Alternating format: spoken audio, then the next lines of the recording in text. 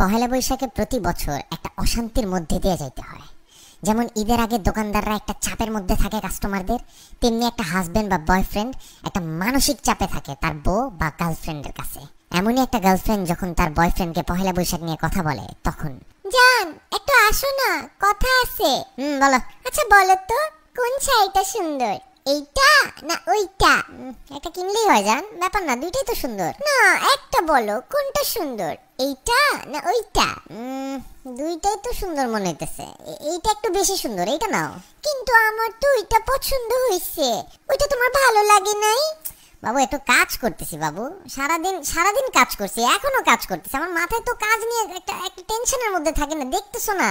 তোমার যেটা ভালো লাগে সেটা নাও, জিজ্ঞেস করছো বলে দিছি। কিন্তু তুমি যেটা বলছো ওইটার তো দাম বেশি, আর আমি যেটা পছন্দ করতেছি এটা ওইটার থেকে একটু কম দাম। আরে বাবা যত দামই হোক নাও না বাবু, ভালো লাগলেই নাও, দাম দিয়ে কি, যেটা ভালো লাগে ওইটা নাও। বলো না কোনটা নিব, এমন করো কেন? এই তোমার সমস্যাটা কি? 2 দিন আগে জিজ্ঞেস করলে দেশি মুরগি কিনবো না ফার্মের মুরগি, তোমার বললাম ভাই তুমি ফার্মের মুরগি কিনো, তুমি গিয়ে কিনে আনলা 4টা দেশি মুরগি 4টা ফার্মের মুরগি, ইচ্ছাটা তো তোমারই পূরণ হইলো তাই না? তারপর জিজ্ঞেস করলা লাল শাক কিনবো না পালং শাক কিনবো, ভয়ের চোটে কোনো কথাই বলি নাই, কিনে আনলা লাল শাক, যদি বলতাম পালং শাক তাহলে দুইটাই কিনে আনতা।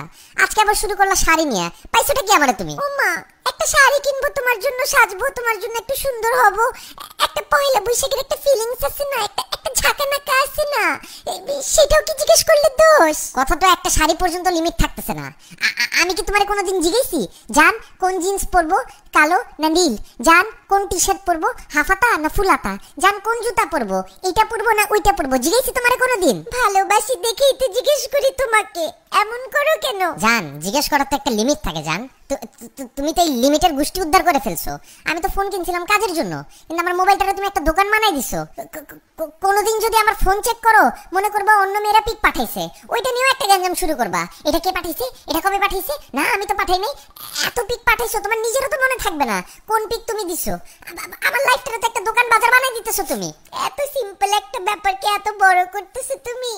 2টা শাড়ির কথাই তো জিজ্ঞেস করছি। তোমার কাছে সিম্পল লাগতে পারে জান, আমার কাছে তো সিম্পল লাগতেছে না।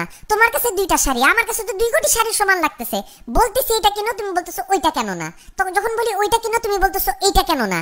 মানে শাড়ির মধ্যে তো হাজার ধরন দেখো তুমি একটা শাড়ির মধ্যে। তোমাদের মেয়েদের মতন তো এত নিখুঁত চোখ আল্লাহ আমাকে দেয় নাই। তোমার কারণে প্রতিদিন একটা আতঙ্কে আমি বাস করতেছি। এমনি বলতেছো কে? আমি কি এতই খারাপ? তোমার জন্যই তো সাজি। কিসের এত আতঙ্ক? কিসের আতঙ্ক মানে? পয়লা বৈশাখ কেবল যাইতেছে, রমজান শুরু হবে, এরপর আসবে ঈদ। আমি যদি আজকে পরকিয়া করতাম এত আতঙ্কে থাকতাম না যতটা তোমার প্রশ্নের আতঙ্কে থাকতো আমার। প্রত্যেক দিন একটা নতুন আতঙ্ক নিয়ে আসো। তোমার পায়ে পড়ি জান, তোমার যেই শাড়ি পছন্দ সেই শাড়ি কিনো। তুমি কলা পাতা প্যাচাও যদি পরো আমার কাছে ওইটাও সুন্দর লাগবে। দূর একটা ফালতু, তুমি যাও তো, মুডটাই নষ্ট করে দিলা, অসভ্য কথাকার।